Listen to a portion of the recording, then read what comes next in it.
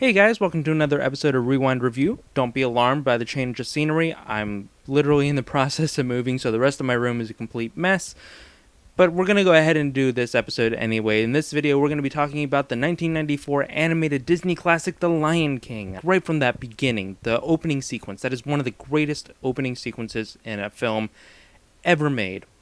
It captures the tone, it captures the spirit and the mood of the piece. The music is fantastic. The cinematography, yes, I know we're talking about an animated film, but the cinematography is gorgeous. There's a massive technical achievement with this film. The amount of artistry that is in this film is phenomenal. The character designs are fantastic. Everything comes across clearly with the emotions. I like how they went through and actually studied animals, much like Disney did back with Bambi, just to get the way that these animals are supposed to move and walk and get a general feel for their presence. It really helps add some depth and, I guess for lack of a better word, authenticity to the, performances of the animals. Speaking of performances, the voice cast here is top-notch. Every line delivered here is delivered probably the best way that it could have been delivered. You got James Earl Jones as Mufasa, you got Jeremy Irons as Scar, who does a fantastic job, who even does his own singing and Be Prepared. You have Jonathan Taylor Thomas, then a very big star in the 90s, playing young Simba, and Matthew Broderick playing the adult Simba. You have Rowan Atkinson playing Zazu. You have Nathan Lane playing Timon. Just so many great actors in this film. The songs here are also top-notch, probably some of Disney's finest and most memorable.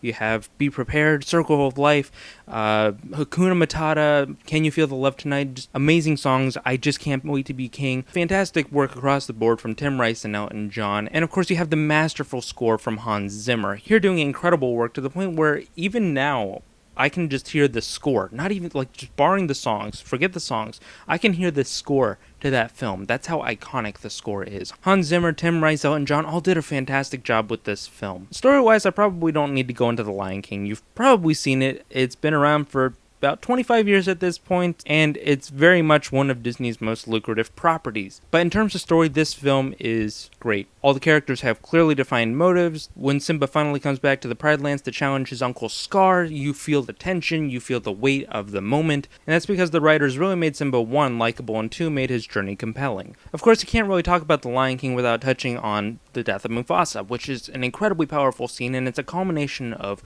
great story writing, fantastic voice acting, gorgeous music, fantastic visuals and animation. It's probably one of the most heartbreaking Disney deaths of all time. Now, for many, this film is perfect.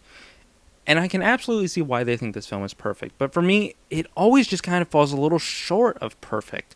And I think my biggest problem is you have this majesty, this regal element and mood and atmosphere set up in the beginning of the film. And then as soon as Simba runs away and he's found by Timon and Pumbaa, I feel like there's a major shift in tone.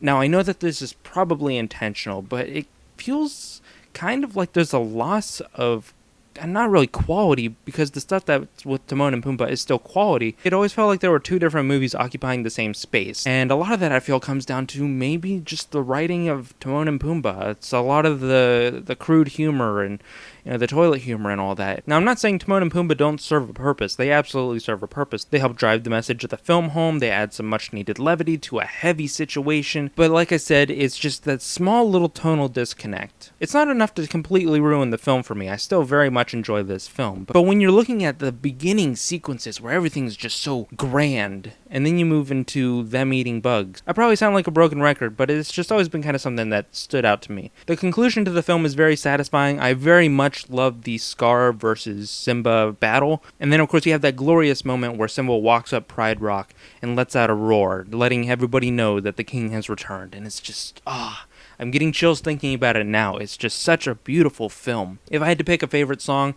yeah, you got the basic ones, Can You Feel the Love Tonight, and Circle of Life, Hakuna Matata. Nah, man, Be Prepared. That's where it's at. It's so good. The visuals are so striking, and the color scheme is fantastic. I love this movie, and I can't imagine how groundbreaking it must have been to see this in theaters 25 years ago. That stampede sequence must have been incredible to witness for the first time. The wildebeests were done entirely in the computer. It's just a continuation of Disney continuing to innovate and push the boundaries of what animation and film can do. I love The Lion King. It's not my top favorite Disney film. I have a couple that are higher than it, but I do very much like it, and I completely understand why it's as beloved as it is. It's a wonderful piece of cinema. It's a fantastic piece of animation. It's great. It's really great. I'm going to go ahead and give The Lion King an A. Like I said, it's that one little tonal shift that just kind of throws me off in the movie. It's not a bad thing. It's just something that's always just kind of, not really bothered, but bothered me. So that's all I've got for you for this episode of Rewind Review. Be sure to like, comment, subscribe, hit that notification bell so you can get notified whenever I upload, and I will see you later.